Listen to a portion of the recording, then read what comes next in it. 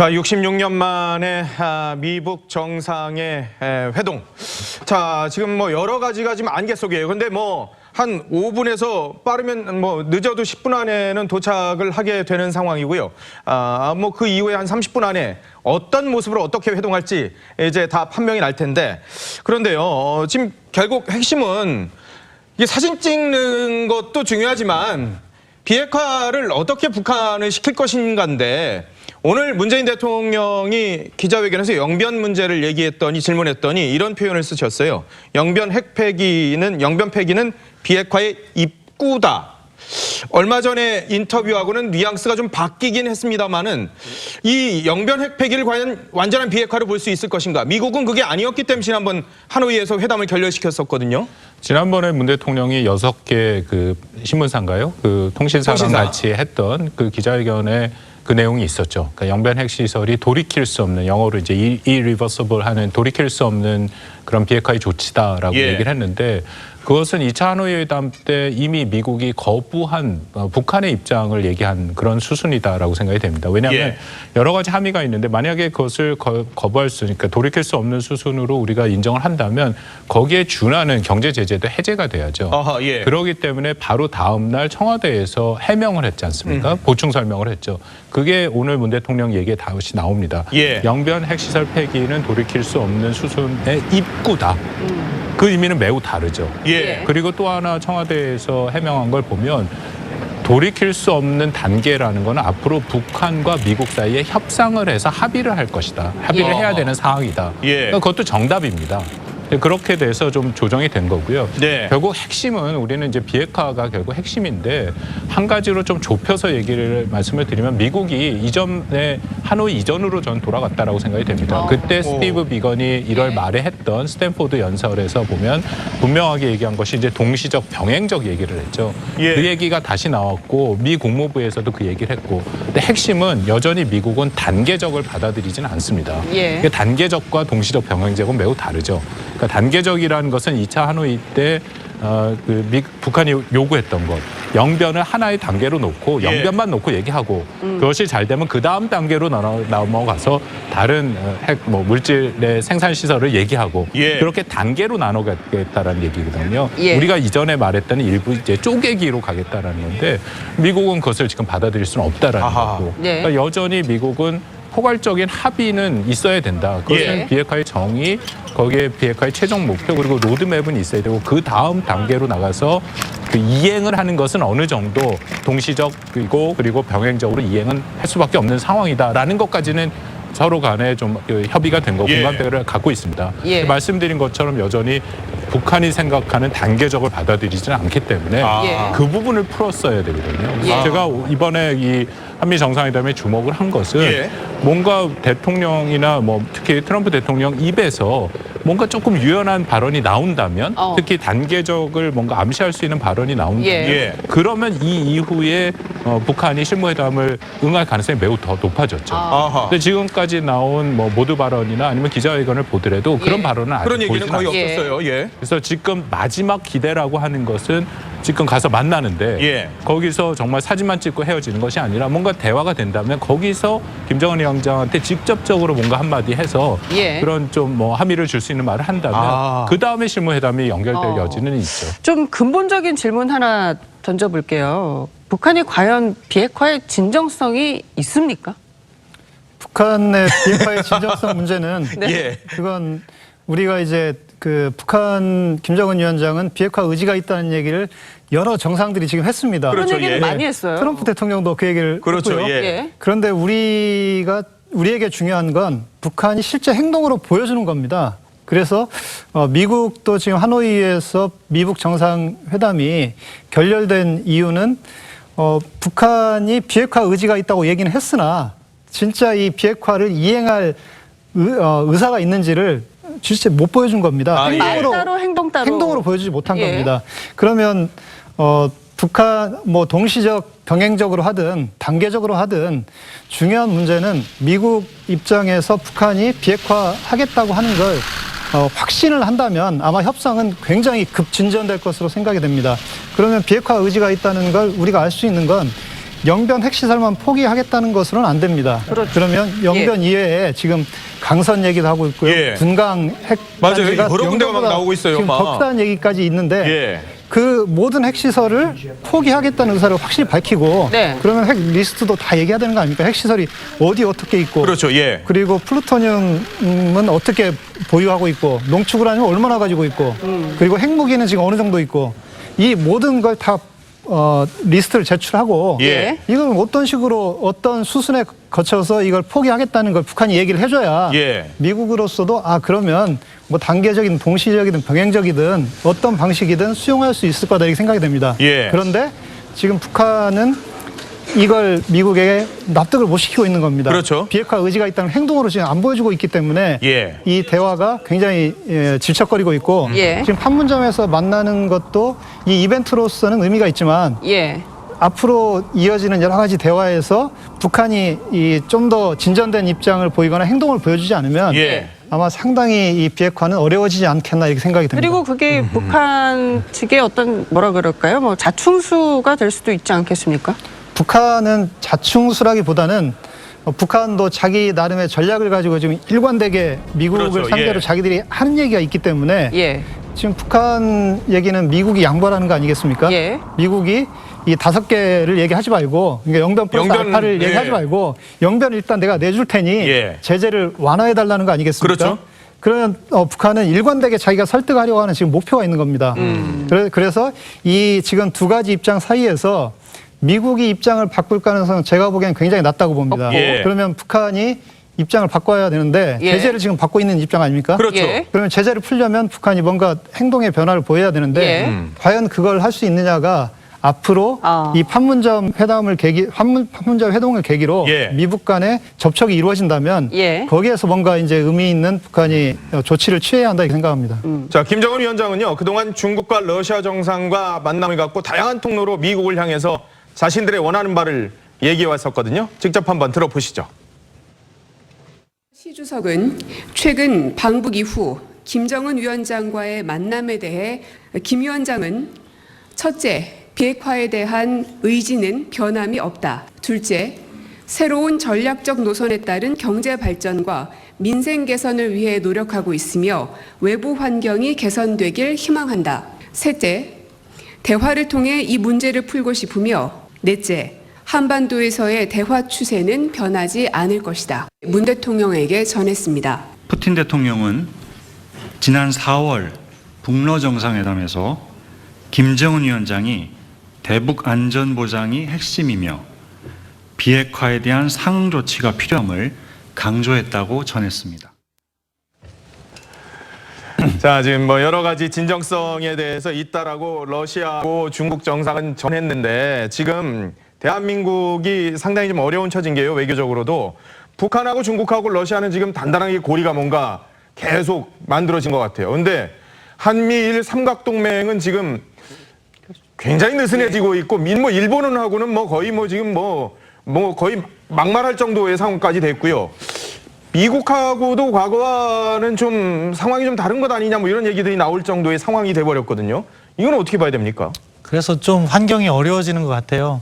뭐 중국이나 러시아와 북한이 생각하는 비핵화 개념이 같기 때문에 그런 비핵화의 진정성은 있다고 얘기하는 것이 당연하다고 봅니다. 예. 다만 우리가 생각하는 비핵화 개념이 아닌 거죠. 북한이 조선반도 비핵화에서 이야기했던 주한미군 철수하고 한미동맹이 해체된 다음에 비핵화하겠다는 거 중국이나 러시아 다 지지합니다. 예. 네. 그들의 그 비핵화 협상의 최종 목표는 결국 한반도에서 미국의 영향력을 빼내는 거죠. 그렇죠. 그렇기 때문에 이러한 협상을 할 때 그 부분을 먼저 확인을 했어야지 그 3자가 단합되는 것을 막을 수 있었는데 예. 우리가 협상 초기에 그것을 게을리함으로써 그런 것을 조장한 것과 마찬가지인 결과를 낳았습니다. 예. 반면에 그러면은 우리가 그 과정에서 대응을 제대로 하려면은 우리가 갖고 있는 외교적 자산을 튼튼히 해야 되는 건데 예. 한미 관계와 관련해서는 비핵화 협상의 방식이라든가 제재 완화 시점과 관련해서 이견을 노출함으로써 스스로 약점을 드러냈고 예. 일본 문제는 뭐 일본에서 잘못을 하기 때문에 한일 관계 악화를 우리 정부 탓으로 돌리진 않겠습니다. 그럼에도 불구하고 이 정부 스스로 어떻게 보면은 역사 문제와 안보 경제 협력을 병행하는 투트랙 접근을 하겠다고 이야기했는데 지금 2년 반 동안 과연 투트랙 접근이 되었느냐 그걸 자문하지 않을 수 없는 상황이 되었거든요. 네. 따라서 국가의 이익이라는 것은 여러 가지 측면에서 종합적으로 고려가 돼야 되고 그런 측면에서는 우리도 한미일 안보 협력 복원을 하루빨리 서둘러야 된다고 생각합니다. 예, 이 북한 문제에 있어서 북핵 문제에 있어서 또 미국은 중국에도 책임이 있지 않느냐 이렇게 좀 압박을 하고 있는 그런 모양새잖아요. 그렇죠. 예, 중국은 항상 그럴 때마다 이중적 태도를 보입니다. 자신들이 곤란하면 이거는 조선과 미국 간의 문제다라고 얘기하고 자신들 빼고 이게 진척이 되는 것 같으면 건설적 역할을 하겠다 그러고 들어옵니다. 그게 지금 항상 패턴이었고 실제로 트럼프 대통령은 뭐 그전 정부에서도 마찬가지였지만 김정은 위원장하고 얘기하고 뭐가 될 것 같은데 시진핑 주석만 만나고 오면 달라지더라. 이런 얘기를 여러 번 했잖아요. 그리고 이미 사실은 중국한테도 약간 신뢰를 잃은 부분이 뭐냐 하면 왜 무역 문제를 연계하는데 중국이 북한에 어떤 영향력을 발휘하는지를 보고 결정하겠다. 이런 얘기를 처음에 트럼프 대통령이 했어요. 이렇게 되다 보니까 그거에 대해서 강력하게 반발을 하면서 조선하고 미국하고 알아서 해결해라 이러고 이제 빠졌던 거예요. 그런데 이제 이게 복잡해지니까 들어온 거거든요. 근데 이런 전체 과정에서 지금 여러분이 지적을 해주셨지만 우리가 북한의 비핵화가 쉽지 않다라는 걸 이미 여러 전문가들 그다음에 이걸 오랫동안 연구하신 분들이 말씀을 하셨단 말이에요. 그런데 안타깝게도 이 모든 문제의 출발점이 완전한 비핵화라는 거를 김정은 위원장이 할 의사가 있다라는 거를 몸에 그 어떤 그 시작점을 잡아서 시작을 하다 보니까 그럼 완전한 비핵화가 뭐냐에 대해서 미국, 북한, 한국 생각이 다 다르다 이거죠. 그렇죠. 결국 우리가 일반적으로 이미 여러분 말씀하셨지만 북한이 뭐 핵을 인정하네 안 하네 그래도 지금 현실적으로 실질적인 핵 보유국이 됐단 말이에요. 그럼 기존의 핵무기가 몇 개 있고 어떻게 할 거냐. 그다음에 핵시설. 그게 뭐 영변이든 강선이든 그거 어떻게 할 거냐. 그다음 마지막에 핵물질. 이게 다 없어져야 완전한 비핵화인데 지금 결국 미국이나 이런 데서 보면 중간에 그것도 핵시설 중에 이미 소위 역사가 너무 오래돼서 노후화된 설비로 보이는 영변 거 하나 꺼내놓고 이거를 뭐 완전한 비핵화의 시작이고 우리는 할 만큼 했다 이렇게 얘기를 해서 이게 해결이 안 되는 거거든요. 복잡해요. 그러니까 사실은 미국이 포괄적, 동시적, 단계적 뭐 유연성을 얘기했어도 저는 물러날 거라고 생각하지 않습니다. 기본적으로 그 동시적, 단계적 뭐 유연성은 큰 틀을 마련해 놓은 다음에 앞으로 알겠다. 5년, 10년 이렇게 계획을 세워놓고 니네가 뭐뭐 있는데 그거를 다 서로 공유한 다음에 그럼 요거 하면 그건 동시적으로 갈 수 있는 거죠. 일단 전체 마스터 플랜을 내놓고 그래서 그 핵 리스트 내놔라 막 이런 건데 안 내놨단 말이죠. 그러니까 그런 얘기들이 이루어져야 트럼프와 김정은의 만남 그게 또 시작점이 될 수도 있지만 그런 데서도 결과가 생길 수 있는 거고 대한민국 정부도 그런 부분에 대한 확실한 인식이 있어야 북한하고 얘기가 되는 거죠. 북한의 말을 옮기듯이 해가지고는 이게 얘기하기가 매우 어렵게 된다. 그런 트럼프 말씀을 대통령이 드리고 싶습니다. 탑승한 헬기가 DMZ에 드디어 도착을 했네요.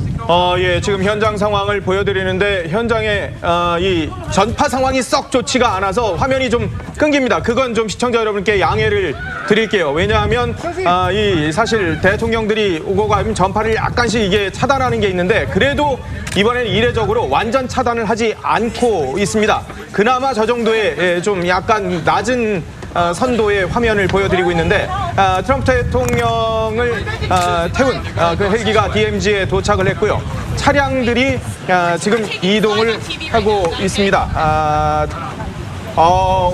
올레 초소로 지금 추정이 되고 있어요. 올레 초소로 지금 추정이 되는 곳에 지금 트럼프 대통령의 차량이 지금 들어오고 있습니다. 미군 지금 오네요. 지금 트럼프 대통령을 태운 차량이 미군 초소로 들어오고 있습니다. 이게 뭐 아까 우리 강 교수님께서 좋은 지적을 해주셨어요. 저희가 용어의 혼란으로 인해서 상황을 잘못 보는 경우가 있는데요. 무엇이냐? 단계적 비핵화라는 것은요, 비핵화 협상의 방식입니다. 예. 그리고 우리는 그것을 미국은 빅딜, 그래서 포괄적 합의를 강조하는 거고요. 근데 동시적이고 병행적인 비핵화라는 것은 무엇이냐, 합의된 사항을 이행함에 있어서 같이 동시적으로 이행하자는 거죠. 예. 지금 미국이 보이고 있는 것은 동시적 병행적 비핵화는 동의를 해주고 있어요. 그 예. 이행 문제는. 하지만 지금 극렬하게 대비되고 있는 것은 북한은 단계적 비핵화를 주장하고 있고 미국은 포괄적 합의 부분, 그 부분 아까 박원권 교수가 잘 설명했는데 소위 말하는 빅딜을 하자, 비핵화의 개념과 최종 상태, 로드맵을 하자는 건데 예. 이 과정에서 미국이 변화를 보이지 않아야 되는데 저는 좀 걱정을 합니다. 미국이 양보할 가능성도 있다고 생각해요. 그래요? 왜 그러냐? 트럼프 대통령이 하노이 정상회담 끝난 다음에 무엇라고 얘기했습니까? 서두르지 않겠다 이야기했습니다. 그렇지만 지금 트위터를 누가 보냈죠?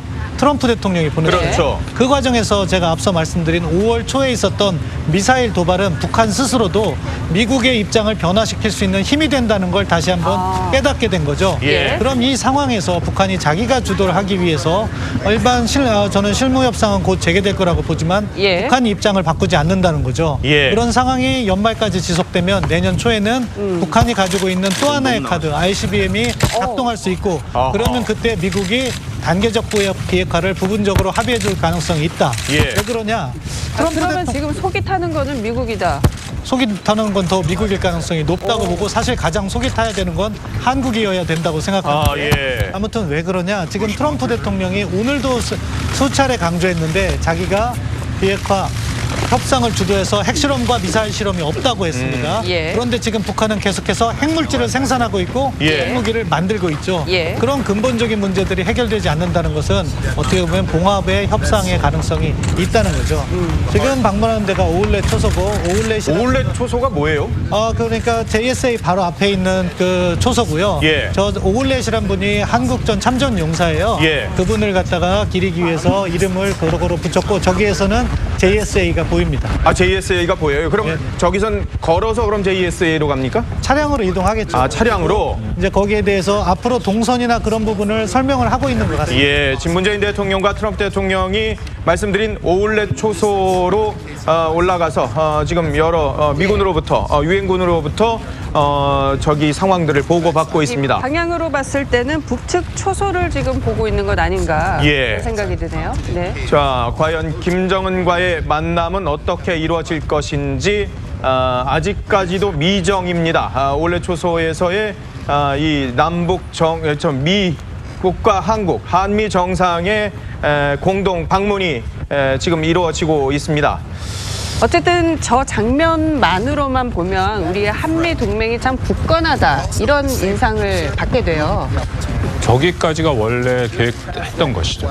원래 저거는 우리 한미 정상회담에서 예. 근데 기획됐던? 그것도 많이 얘기가 된 게 정말 오울렛 초소를 갈 것인지. 예. 아니면 오울렛 초소를 이미 이전에 그 미국 대통령들이 다 갔고 특히 트럼프 대통령의 정적인 조 바이든 대통령이 갔기 때문에 과연 트럼프 대통령이 또 갈 것인가 하는 거에 대해서 좀 의구심이 있었는데 예.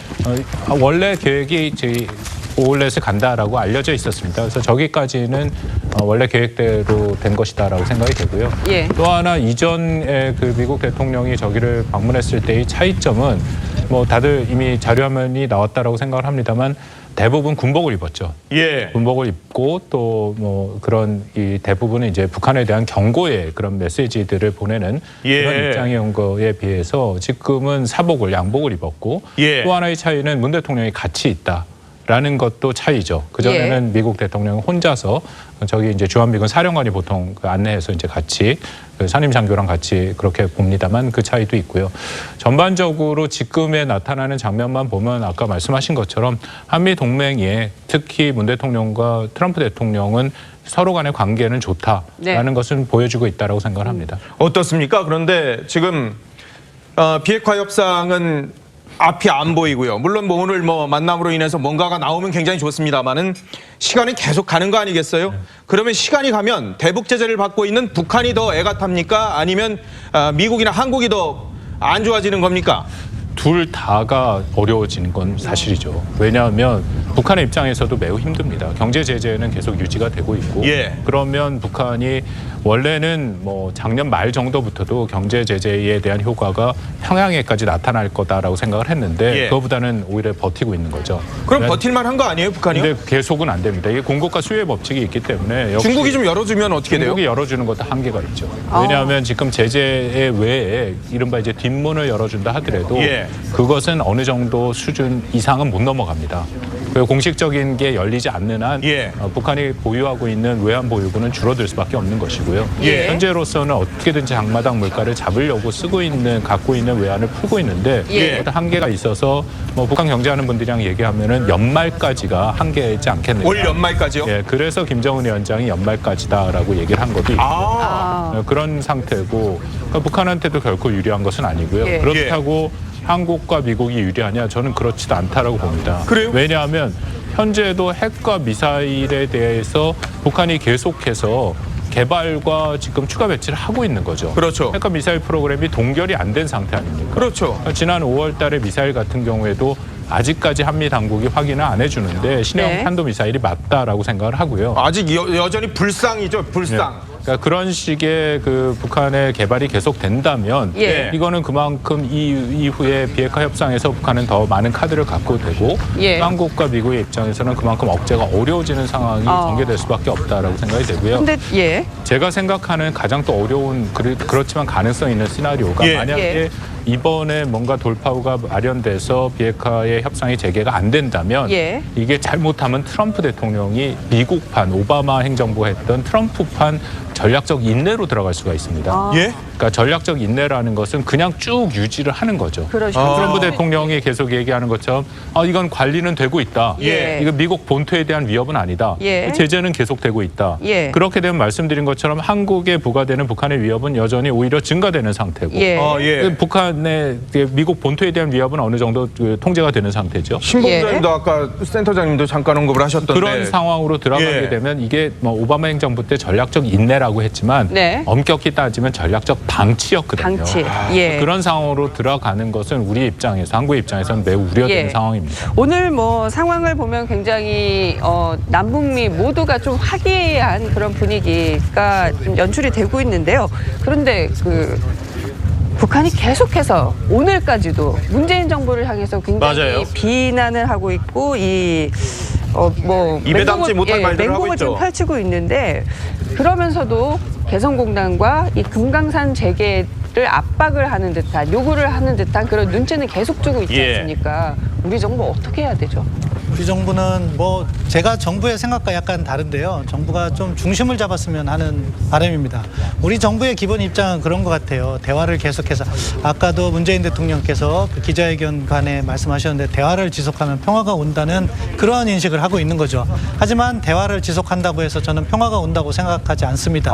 올바른 대화를 해서 상대를 변화시켜야죠. 예. 왜? 상대가 핵이라는 절대 무기를 갖고 있기 때문에 그 핵무기를 해결하지 않는 한 우리가 안보 전략상으로 열세일 수밖에 없고 따라서 그 문제를 풀어야지 실질적인 평화가 온다고 생각하는 그러한 접근법에서 차이가 있다 그렇게 예. 생각합니다. 예. 그렇기 때문에 문재인 정부는 아마 지금의 이러한 만남도 상당히 환영하는 방식으로 메시지를 전달할 수 있지만 이것은 앞서 말씀드린 것처럼 통미봉남의 전술일 수도 있다. 왜냐 북한이 문재인 정부를 싫어할 이유는 전 없다고 생각합니다. 왜냐하면 외교적 고립을 누가 탈피해 줬습니까? 우리 문재인 정부가 평창올림픽을 계기로 해서 탈피를 해줬습니다. 예. 그 과정에서 북한의 비핵화 조치는 사실상 아무것도 없어요. 네. 별로 쓸모없어진 풍계리 핵실험장 폐기한 거 말고는 전혀 없습니다. 예. 하지만 북한의 외교 상황이나 경제 상황을 보면 그 사이에 뭐 이번에 트럼프 대통령은 3번째 만나는 거고 시진핑 주석은 5번째 북미 정상회담 외교적 고립이 탈피됐어요. 그 과정에서 북한도 경제 상황이 호전되는 상황을 맞고 있다고 봅니다. 예. 그렇기 때문에 우리가 이 문제를 긍정적으로 끌고 가기 위한 어떻게 보면 우리 자산이 부족하다는 거죠. 박원건 교수님께서 좋은 말씀을 해주셨는데 앞으로 연말까지 누가 유리하냐? 네. 지금 저도 기본적인 말씀에는 동의하지만 저는 북한이 더 유리하다고 봅니다. 북한이 더 예? 왜냐? 미국의 선거가 없으면 미국이 더 유리해요. 예. 국력도 우위에 있고 북한을 통제할 수 있는 제재도 가지고 있고 예. 그런데 미국은 지금 대선이라는 것을 해야 됩니다. 올 연말까지는 대선이 격하게 시작되진 않아요. 내년 초부터가 본격적인 레이스가 시작됩니다. 예. 6월 달에 아이오와 코커스부터 이제 본격적인 레이스가 출범하는 거죠. 그런데 북한이 1월 달에 대륙간 탄도미사일을 쏜다고 하면 트럼프 대통령은 곤란해져요. 그렇기 예. 때문에 북한도 자기들의 이야기에 셈법에 다 그러한 계산을 포함시켜 놓고 하고 있다고 예. 보고 북한은 아마 올 연말까지 내년 초까지 버티고 그때쯤이면 미국을 설득할 수 있고 그러면 환경이 완전히 바뀔 수 있다는 기대를 하고 있는 거죠. 거기에는 남북 관계도 포함되어 있다고 생각합니다. 예. 지금은 한국 정부를 최대한 압박하는 거죠. 예. 그 배경이 뭐 하노이 정상회담 때 그 이전에 평양 정상회담에서 우리가 영변을 포함시킴으로 해서 하노이 정상회담에서 북한이 영변을 꺼냈음에도 제값을 받지 못했다는 불만이 있었을 수가 있고 예. 또는 뭐 한국 정부가 아까 말씀하신 것처럼 개성공단과 금강산 관광을 해줄 수 있다고 믿는데 안 해주니까 불만을 표출할 수도 있는데 네. 그것보다 더 깊이 들어가면 그러한 과정에서 한국 정부를 배제하고 미국 정부와 타협을 하면 북한은 무엇을 할 수 있다? 핵 보유를 할 수 있다는 그런 셈법이 있을 수도 있다는 우려를 우리가 우리의 대북 협상 전략에 포함시키고 바라봐야 된다. 그게 제가 갖고 있는 생각과 지금 문재인 정부가 지나가고 있는 생각의 가장 근본적인 차이인 것 같습니다. 이 핵 보유국이야말로 정말 최악의 시나리오 아닙니까? 북한이 단계적 비핵화를 주장하는 이면에는 저는 핵보유 의사가 있다고 생각합니다. 북한이 포괄적 합의, 비핵화의 최종 상태를 받을 수 없다는 것은 그 합의에는 마치 육자회담 9.19 공동성명에 있는 내용처럼 북한이 모든 핵무기와 현존하는 핵 프로그램을 포기하고 예. 비핵 국가로서 NPT와 IAEA에 복귀하는 의무를 포함시키는 거거든요. 근데 북한은 그걸 할 수가 없는 거죠. 단계적 비핵화는 뭐냐면은 예를 들어서 하노이를 보면 북한은 영변을 대가로 해서 실질적인 제재를 다 해제하려고 했어요. 예. 그런데 영변 플러스 알파 다른 지역에 있는 농축우라늄 시설 등을 포함하자는 건 거절을 했잖아요. 왜 예. 그랬을까요? 그걸 가지고는 무엇을 거래하려고 했냐? 한미동맹을 거래하려고 했을 거라고 봅니다. 그렇다고 보면 그러니까 영변도 없어지고 기타 시설에 뭐 미공개 핵 농축 시설도 없어지지만 북한은 제재도 해제받고 한미동맹도 약화시켰다. 그러면 남는 게 무엇입니까? 북한에게는 핵물질과 핵무기가 남습니다. 그렇기 때문에 단계적 비핵화는 우리가 수용해서는 절대 안 되는 북한의 비핵화 협상이고 예. 포괄적 합의를 앞에서 반드시 해야 된다. 네. 이것은 어떻게 보면 우리의 안보 100년 대계의 커다란 문제라고 생각합니다. 예. 자, 지금 한미 정상이 아주 장시간 오울렛 초소 내에서 지금 여러 가지 보고를 받고 또 질문과 답변도 하고 있습니다. 생각보다는 좀 긴 시간 머물고 있습니다. 이 공식적으로는 한미 정상이 DMZ 오울렛 초소를 간 게 처음이라고 하네요. 최초로 공동 방문이라고 하고 있습니다. 북한을 바라보면서 여러 가지 얘기들을 하고 있는데 잠시 뒤면 이제 이동을 해서 김정은 위원장과의 만남이 예정돼 있습니다. 김정은 위원장하고 아마 시간이 정해져 있을 건데 그 시간을 좀 보고 있는 것 같습니다. 비건 대표가 앞서 그 확대회담장에서 판문점 사진을 또 들고 있는 장면들이 국내 언론을 통해서 공개가 됐습니다. 어제 저녁 만찬에 비건 대표가 오지 않아서 북측과 여러 가지 실무적인 협상을 하는 것 아닌가라는 추측들이 나왔는데요. 실제로 비건 대표가 오늘 한미 확대 정상회담장에서 판문점 사진을 여러 장을 보고 있는 장면이 국내 언론에 지금 펼쳐졌습니다. 근데 지금 미국 간의 실무 협상이 사실상 단절이 돼 있지 않습니까? 김혁철은 뭐 숙청됐다는 얘기도 있고 여러 설이 있고 여하튼 일선에서 물러난 걸로 지금 보이고 있는데 그러면은 비건하고 상대방이 최선희가 되는 겁니까? 누가 되는 겁니까? 어떻게 되는 거예요? 북한 측 협상 파트너는 아마 최선희 부상일 가능성이 상당히 그럼 급이 훨씬 높아지는 거 아니에요? 예, 그랬을 수 있습니다. 그런데 아직 실무 접촉이 재개가 안 됐기 때문에 그렇죠. 나중에 이제 북한 쪽에서 새로운 인물이 등장할지 예. 아니면 지금 북한에서 이 북핵 문제를 오랫동안 가장 많이 다뤄온 사람 중에 하나가 최선희입니다. 예. 최선희 부상은 원래 90년대, 80년대 후반, 90년대 초반에 강석주를 중심으로 북한 외무성에서 북핵 핵 상무조가 구성이 됐을 때 가장 잔뼈가 굵었군요. 거기서 문서 복사부터 시작한 인물이기 때문에 최선희 부상이 이 북한 핵 문제는 상당히 지금 현재 상황에서는 가장 많이 알고 있는 사람 중에 하나다 이렇게 예. 볼 수 있겠고요. 그런데 이제 최선희가 이 정치적 위상이 상당히 높아졌기 때문에 요즘에 북한 방송에서 거의 최선희만 나오는 듯한 모습이거든요. 네, 그렇습니다. 그렇기 때문에 실무 협상에 과연 최선희가 나올 것인가 하는 문제는 충분히 우리가 생각은 해볼 수 있다고 봅니다. 예. 다만 비건과 최선희가 오랫동안 서로 협상을 해온 그런 전력이 있기 때문에 이전에도요? 예, 둘이 또 이 북한 핵 문제는 최선희가 아마 중심적인 역할을 할 가능성이 높다 이렇게 생각이 되고요. 실무 협상 대표가 새로운 인물이 등장한다면 그 사람도 아마 이 비핵화 협상에 오랫동안 관여한 사람일 가능성이 있는데 중요한 건 이제 과연 북한이 이 비핵화 의지가 정말 있느냐 하는 문제가 사실 가장 중요하고 거기에 대해서 많은 전문가분들이 지금 시간이 가면 갈수록 정말 회의적인 이런 생각들이 많아서 북한이 자신들의 어떤 셈법을 정말 바꿔서 정말 진심으로 비핵화를 하려고 하는 의도를 갖고 협상에 나오느냐 이게 상당히 중요한 대목이라고 생각합니다. 비핵화 의지에 대해서 많이들 말씀을 하시는데 저는 이제 그 의지가 있느냐 없느냐에 대한 논의는 그만해도 될 거라고 생각합니다. 이제 그런 논의는 그만해도 될 것 같다고요? 뭐 김정은 위원장이 결심을 했을 수도 있고 안 했을 수도 있다라고 생각이 드는 게 사람의 마음이라는 것은 수도 없이 바뀌지 않습니까? 그렇죠, 맞아요. 보니까 저는 완전히 결심을 안 했다고 생각지는 않거든요. 뭔가 포기를 할까 하다. 근데 또 생각을 해보니까 이게 포기를 하면 체제의 안전보장은 어떡하고 정통성은 어떡하고 생각이 계속 바뀔 수 있다는 거거든요. 그러니까 제가 드리고 싶은 말씀의 핵심은 의지도 중요하지만 그렇게 만드는 것이 중요하죠. 그러니까 어느 시점에 가서 본인의 의지와 상관없이 핵을 포기하게끔 하는 거. 그 방향으로 우리가 나가는 것이 훨씬 생산적인 논의가 될 거다라고 생각이 됩니다.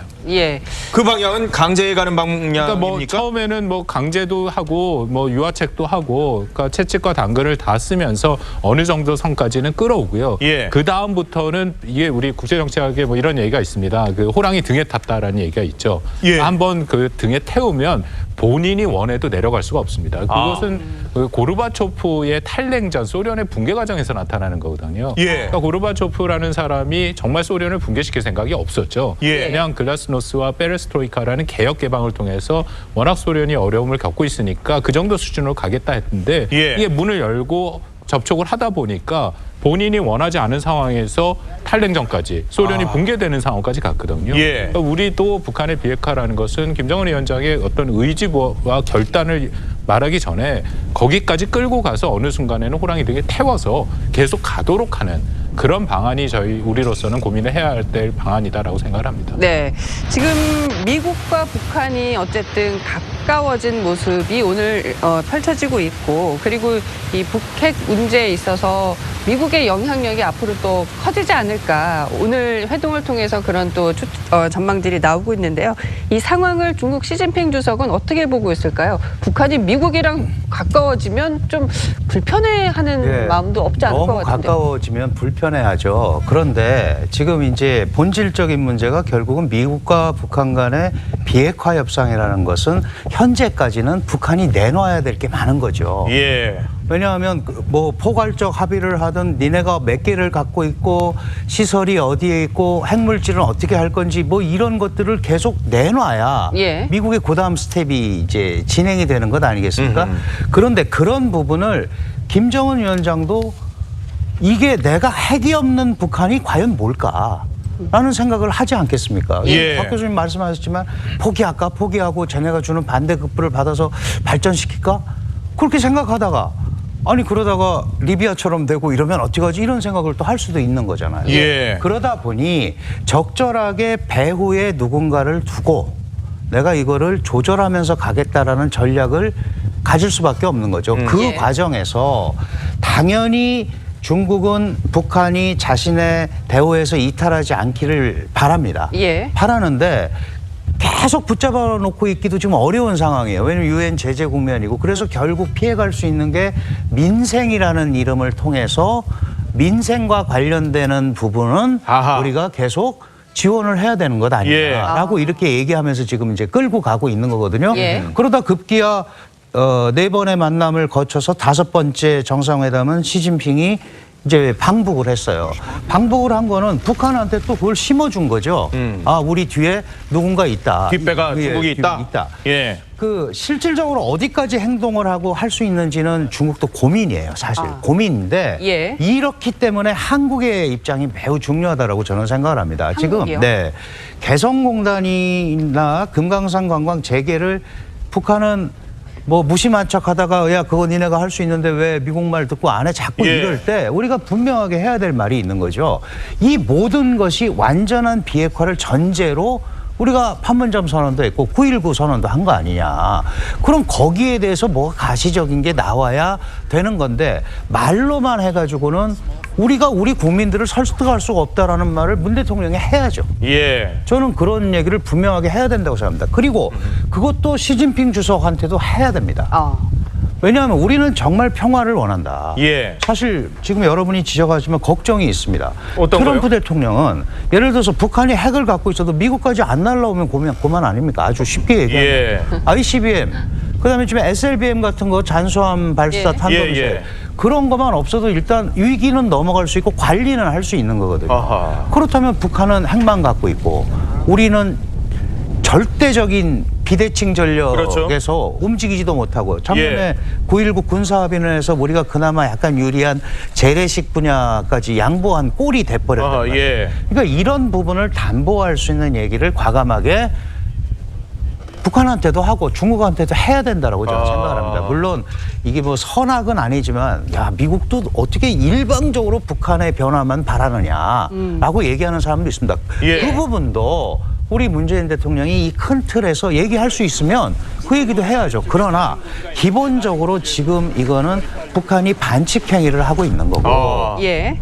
원초적으로 그렇지 않습니까? NPT에도 나와서 예. 사찰도 안 받으면서 반칙 행위를 하고 있는 거예요. 예. 그럼 이거에 대한 분명한 입장을 얘기를 하고 거기에 대해서 한 발짝 조금 더 구체적이고 실천적인 조치들이 나오면 우리가 힘을 모아줄 수 있다라는 얘기를 김정은 위원장한테 할 필요가 있다. 그렇군요.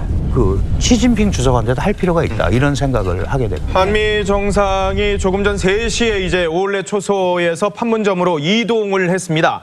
한미 정상이 앞서 한 4분 전이죠. 4분 전쯤에 4, 5분 전쯤에 오울레 초소에서 이제 보고를 마치고 방문을 마치고 이제 판문점으로 이동을 했습니다. 애초 예정했던 시간보다는 약 한 15분 정도 조금씩 늘어지고 있는, 조금씩 길어지고 있는 듯한 모습입니다. 트럼프 대통령이 이런 얘기를 했군요. 오울레 초소에서 DMZ가 매우 위험한 곳이지만 변화가 있다라는 얘기를 했고요. 정상회담 후에 평화가 찾아왔다. 완전히 다른 세계다라고 또 얘기를 하면서 자화자찬하는 이 얘기를 했다고 합니다. 외신들을 통해서 타전들이 되고 있습니다. 저 오울레 초소에서 트럼프 대통령이 DMZ 매우 위험한 곳이지만 변화가 왔다라고 얘기를 했고요. 정상회담 후에 평화가 찾아왔고 완전히 다른 세계다라는 표현을 했다고 합니다. 애초 예정 시간보다 한 15분 정도 연장이 되고 있는 것은 아마 김정은 위원장하고의 만남의 시간이 예정된 시간이 있기 때문에 저기서 예정보다는 한 15분 정도 시간을 더 보낸 것 같다라고 추측이 되는데 DMZ가 굉장히 변화가 있고 완전히 다른 세계가 왔다라고 지금 얘기를 하고 있네요. 지금 트럼프 대통령의 논리가 그거잖아요. 오바마 대통령 때는 전쟁 날 뻔했는데 자기가 들어와서 대화로 바꿔서 한반도에 평화가 찾아왔다. 그러니까 네. 자기는 노벨상감이다. 이런 거죠. 예. 그런데 거기에 심각한 문제가 있는 거예요. 사실은 겉으로 보이는 현상과 북한의 군사적 역량이라는 것을 갖다가 다시 비교해 봐야 되는데 겉으로는 대화가 진행되지만 북한은 자신들의 비핵화 협상 방식에서 물러섬이 없는 거죠. 예. 그렇죠. 그리고 이렇게 조금씩 보면 미국이 잘한다고 이야기는 하지만 입장을 양보하는 것은 미국인 거고요. 예. 아까 말씀드린 것처럼 하노이 정상회담 때는 내가 이제 앞으로 기다리겠다, 서두르지 않겠다 이야기했지만 결국 만나야 되는 거고. 예. 근데 북한의 그 과정에서 미사일 실험과 핵실험, 장거리 미사일을 의미하는 겁니다.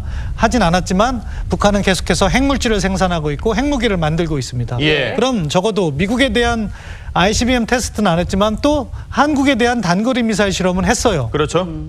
한국은요 평화가 찾아온 게 아니에요. 어떻게 보면은 우리를 위협하는 위협은 계속해서 증강되고 있다. 예. 그렇기 때문에 당장 대화 자체는 의미가 있고 대화를 통해서 문제를 풀어야 된다는 점 저도 동의합니다. 예. 그럼요, 그렇지만 당연히요. 이 상황을 일방적으로 평화가 찾아왔다고 단정적으로 이야기하는 것은 위험할 수 있다는 거죠. 예. 특히 한미 동맹의 파트너인 미국의 대통령이 예. 이 한국의 안보 이익이 훼손될 수 있는 상황에서 이 상황을 획일적으로 규정하는 것은 예. 바람직하지 않다고 생각하고요. 예. 우리 스스로도 이러한 부분은 뭐 트럼프 대통령이야 자기의 국내 정치 그러니까 내년에 있을 재선을 위해서 이런 메시지를 던진다고 하지만 우리 스스로 대화에 대한 기대는 높여가야 되지만 예. 우리의 안보 역량을 강화하는 노력은 병행해야 된다고 생각합니다. 그러니까 트럼프 대통령이 뭐 DMZ가 매우 위험한 곳이지만 변화가 찾아왔다. 뭐 평화로워졌다. 완전히 다른 세계가 됐다. 이런 얘기를 했지만 이 말을 너무나 장밋빛적으로 저희가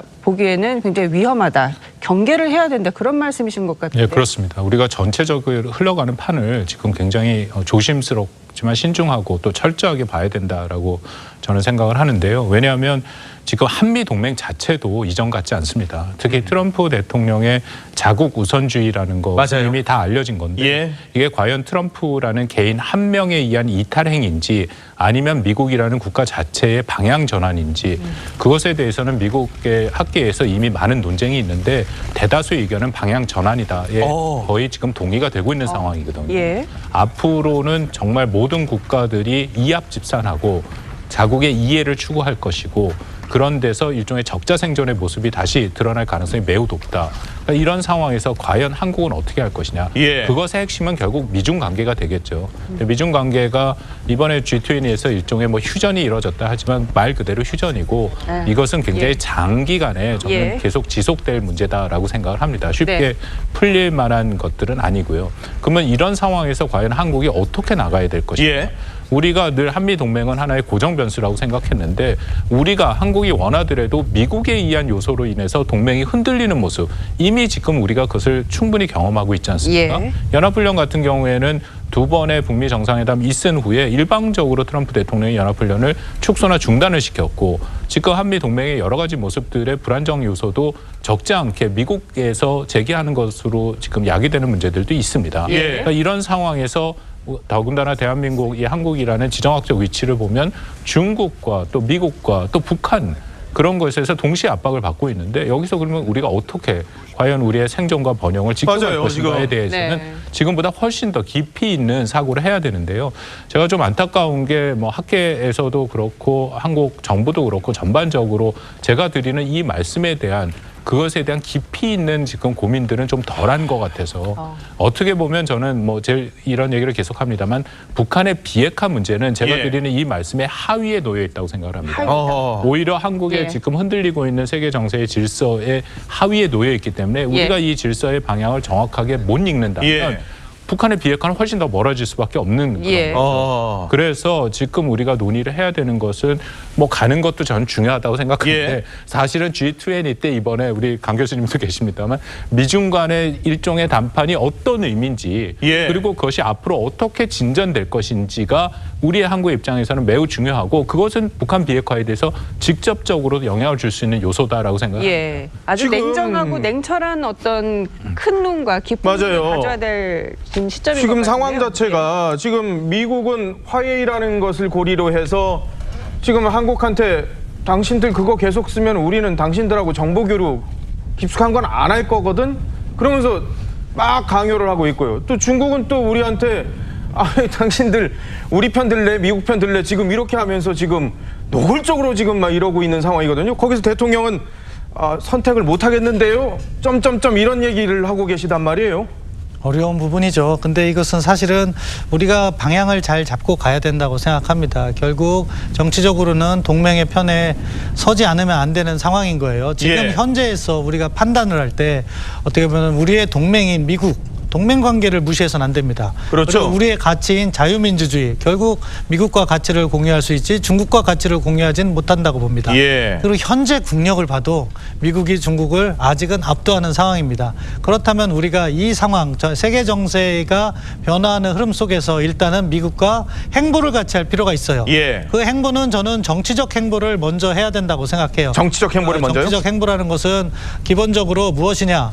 그 한미 동맹에 대한 신뢰를 보이고 미국의 아시아 태평양 전략, 요즘엔 인도퍼시픽 전략이라고 해서 그 범위를 확대시켰죠. 그거에 대한 지지를 보여내야 된다고 생각합니다. 예. 다행히도 오늘 정상회담을 보면요. 예. 문재인 대통령 기자회견에서 그 부분을 이제는 다루기 시작했어요. 사실은 어허. 2017년 11월 달에 요구됐던 건데 예. 1년 반 넘게 끌다가 오늘 뭐라고 얘기했냐면은 우리 정부가 추진하고 있는 신남방 전략과 미국 정부의 인도태평양 전략에 뭐 협력 방안을 모색해 나가겠다 이런 식으로 해서 이제야 겨우 이렇게 그 부분을 받아들이는 예. 부분이 있는데 약간 늦은 감이 있는 거죠. 어어. 그 과정에서 한미 간의 불신이 싹 텄다고 생각합니다. 예. 화웨이와 같이 구체적인 선택의 문제는요. 저는 그거는 조금 더 신중하게 가는 게 맞다고 생각합니다. 왜냐 잘못해서 한국이 앞서 나갔을 때 예. 중국으로부터 현실적으로 오는 경제적 압력이라든가 예. 피해 그런 부분은 신중하게 되고 가능하면 늦게 판단해야 된다. 아하. 다행히 이번에는 늦게 판단을 했고 어땠습니까? 미국도 어제 시진핑 주석과 트럼프 대통령의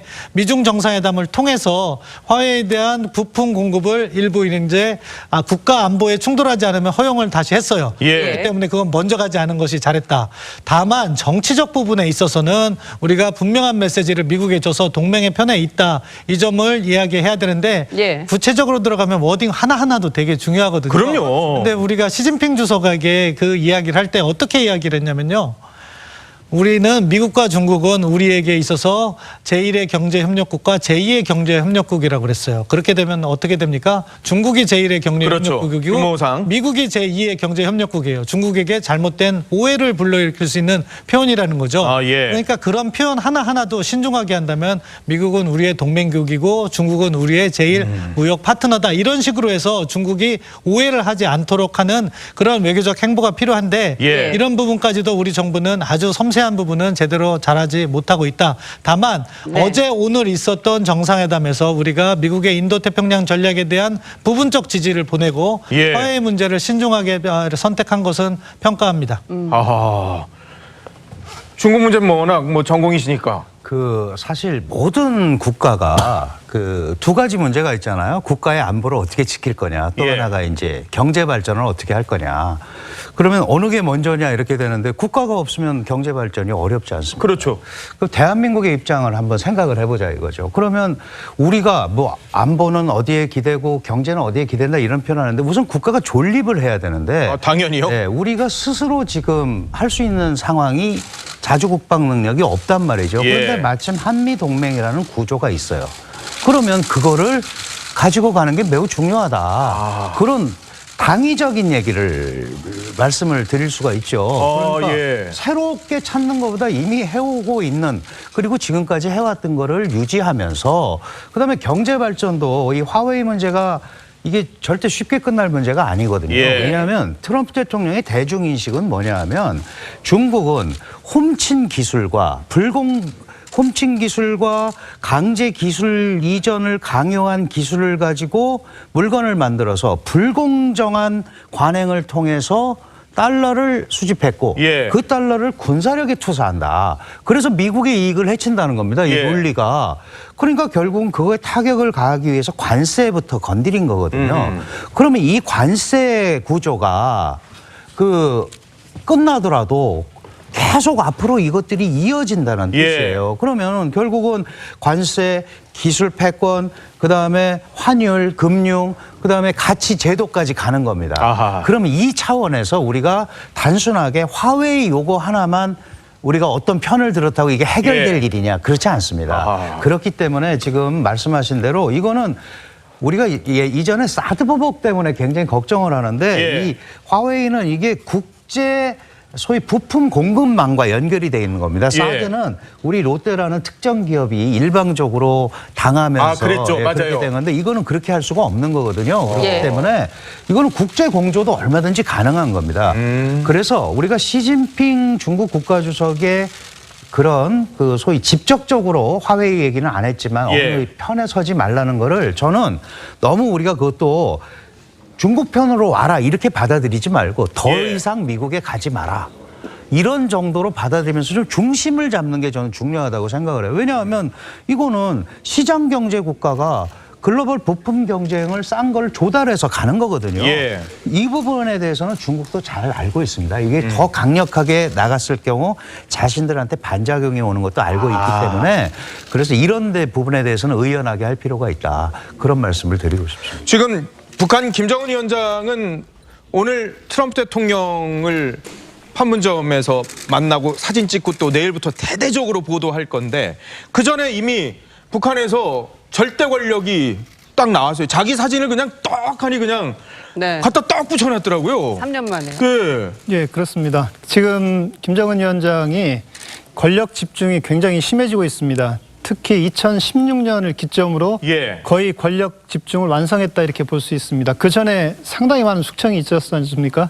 그 군부에 대한 숙청도 있었고 리용호 총참모장 숙청했었고요. 예. 장성택 숙청했습니다. 그리고 그 현영철 인민무력부장 우리 국방부 장관이죠. 그렇죠. 처형했었고요. 예. 그런 식의 숙청을 통해서 그 자신이 믿을 수 없는 이런 사람들은 다 제거를 했습니다. 예. 그러면서 자신으로의 어떤 권력 집중을 꾀했고 그게 지금은 김정은 1인으로의 어떤 김정일이나 김일성 수준의 권력을 집중한 이런 형태로 나타났다 이렇게 볼 수 있겠고요. 이제 예. 완전히요. 예, 특히 지금 북한 내부에서 김정은에 대한 우상화가 상당히 빠른 속도로 진행되고 있습니다. 그래서 오. 최용해가 지난번에 그 김정은을 추대하는 국무위원장 추대하는 과정에서 예. 상당히 우상화라고 할 만한 김정은의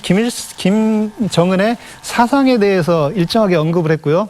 그다음에 가장 중요한 업적으로 군사적 어떤 강국을 건설한 것을 그러니까 우회적으로 예. 핵무력 건설에 대해서 김정은의 가장 중요한 업적으로 꼽으면서 네. 김정은이 위대한 지도자라는 점을 부각시키는 그런 방향으로 계속 가고 있다 이렇게 볼 수 예. 있습니다. 자, 지금 트럼프 대통령이 판문점인가요? 미군 장병 부대 같습니다. JSA에 있는 판문점에 있는 군 부대를 지금 방문해서 지금 환영을 받고 있습니다. 유엔군 부대라고 해야 되나요? 같이 있는 이 문재인 대통령과 트럼프 대통령이 환대를 받고 있는 네. 모습입니다. 잠깐 장병들. 소리를 들어볼까요? 대한민국의 자유와 평화를 지키는 최전선에 있습니다. 여러분의 노고에 감사드립니다. I would like to thank you for all your dedication and efforts. You are indeed standing at the forefront of the spot where you are safeguarding peace and freedom of the Republic of Korea. 한미 양국의 대통령들이 이곳 비무장지대를 함께 방문한 것은 사상 처음 있는 일입니다. It is actually the first time in history that the President of the Republic of Korea and the President of the United States has visited this demilitarized zone in history. 오늘은 더 극적인 일이 기다리고 있습니다. And today, this afternoon, we have a more dramatic event that awaits us. 이런 결단을 내려주신 트럼프 대통령께 감사드립니다. And I'd like to thank President Trump for making such a bold decision. 이제 JSA는 대결과 분쟁의 상징에서 평화의 상징으로 바뀌고 있습니다. 여러분은 그 위대한 역사의 변화를 보고 있는 그 현장에 있습니다. And now the joint security area is being transformed from the symbol of confrontation and hostilities to the symbol of peace. And all of you are actually witnesses to this great change. 그 위대한 변화를 만들고 있는 주인공이 바로 트럼프 대통령입니다. And the very person who has actually brought this great change about is, of course, President Trump. 여러분들의 자랑스러운 대통령입니다. He is the proud president of all of you.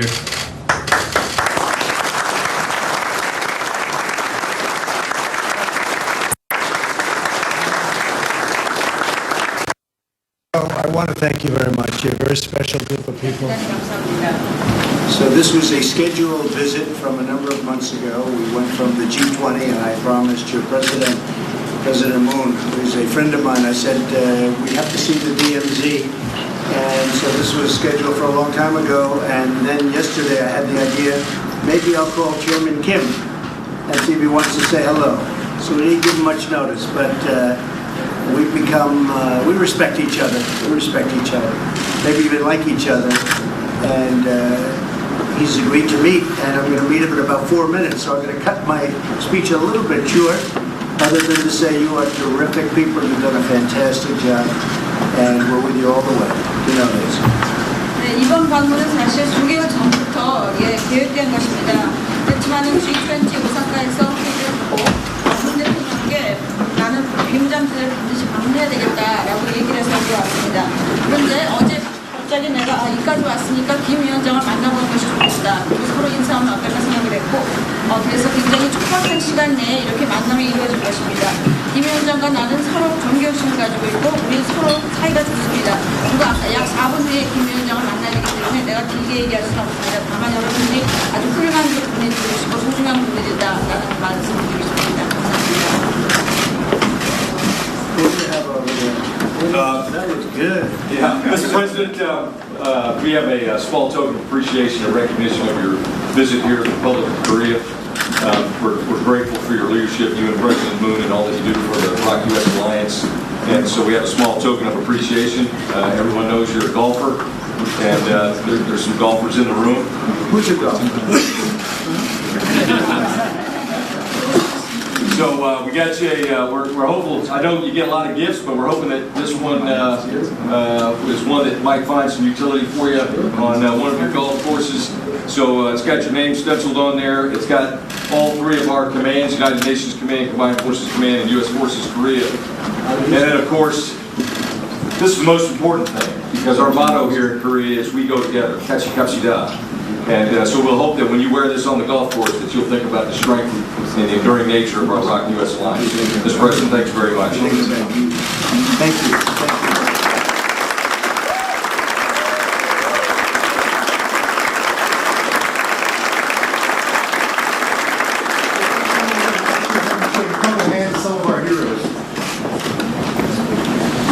자, 트럼프 대통령과 문재인 대통령 이 JSA 내에 있는 센츄어리 식당에서 한미 장병들을 격려를 하고 있습니다.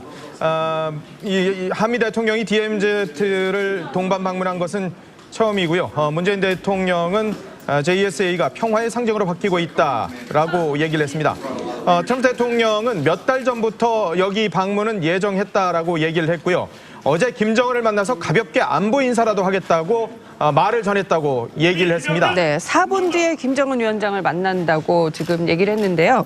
그렇게 되면 3시 27분경 김정은 위원장을 만나게 됩니다. 한 30분 정도에 만나지 않을까요? 그래도?